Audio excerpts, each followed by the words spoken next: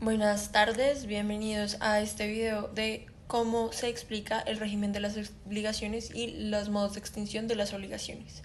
¿Por qué estudiamos este tema? Porque en Colombia, en el Estado colombiano, las obligaciones son una base fundamental para entender tanto la estructura como la dinámica del funcionamiento de las relaciones, los deberes y las responsabilidades de tanto individuos como entidades. ¿Qué vamos a ver en este video? En este video vamos a entender el origen, la forma y los efectos que van a tener los medios de extinción de las obligaciones. Primero, el origen de las obligaciones. El origen de las obligaciones va a estar influenciado por muchísimos factores. Los más importantes van a ser la legislación nacional, los tratados internacionales y las costumbres jurídicas que van a influir de manera legal y social en todas las relaciones, tanto sociales como legales, que se puedan dar dentro del contexto colombiano. Segundo, los efectos.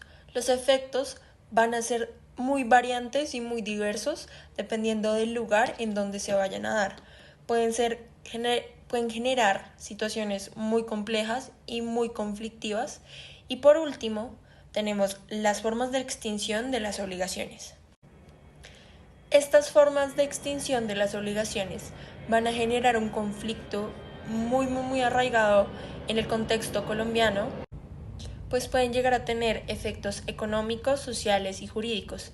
Es imperativo que las obligaciones contribuyan al desarrollo del Estado colombiano, de la legislación del Estado colombiano, así como la protección de derechos individuales y colectivos. Todos estos efectos de las obligaciones se van a referir a qué consecuencias van a tener dentro del marco legal colombiano. Entre los efectos más comunes vamos a tener, primero, la vinculación jurídica. Estas obligaciones van a crear un vínculo entre la persona que se obliga y la persona que obliga. Por lo tanto, van a crear una serie de derechos y responsabilidades entre ambos. Segundo, el cumplimiento o el incumplimiento, en donde depende si la obligación es cumplida o no, la persona que está encargada de la obligación puede pedir su cumplimiento de manera forzosa, puede pedir una reclamación de daños o perjuicios, o simplemente puede concluir con el surgimiento de consecuencias legales. Tercero, la transferencia de la propiedad. Estas obligaciones son las que vienen conectadas a un bien material y que por su incumplimiento pueden devengar en la transferencia de la propiedad a la persona afectada. Cuarto, la acción de pagar. Cuando el cumplimiento de una obligación da por extinguida la relación, esto quiere decir que se pagó la obligación y ya no conlleva una relación entre las partes. Quinto, la acción de cobro. En esta acción de cobro, la persona que tiene la obligación que puede exigir hacia el deudor puede pedir un incumplimiento que pueda ser pagado de diferentes maneras, ya sea tasando la pérdida y ganando en bien material, o puede ejercer el cumplimiento forzoso de esta misma. En el Estado colombiano tenemos diferentes maneras de extinguir la obligación. ¿Cómo? Primero, el pago de la obligación. Cuando simplemente se lleva a cabo la obligación de la manera que era correspondida, por lo tanto, no se necesita una acción forzosa, no se necesita un pago contrario, ningún otro cumplimiento para llevar a cabo lo que se necesitaba. Segundo, en la compensación.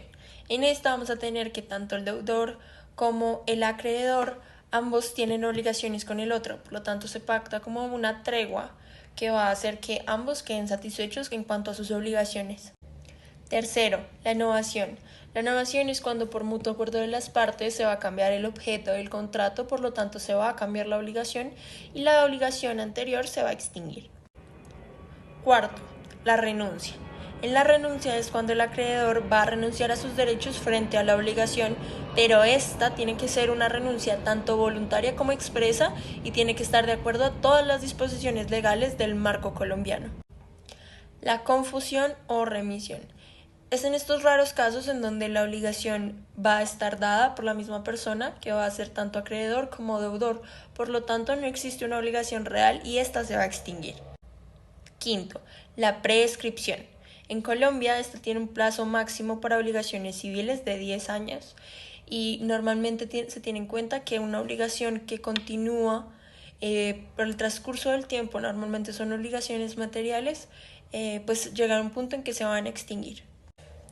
Todos estos medios de extinción de la obligación son extremadamente importantes para comprender la funcionalidad y cómo se rige nuestro sistema colombiano frente a las situaciones y ante las relaciones civiles.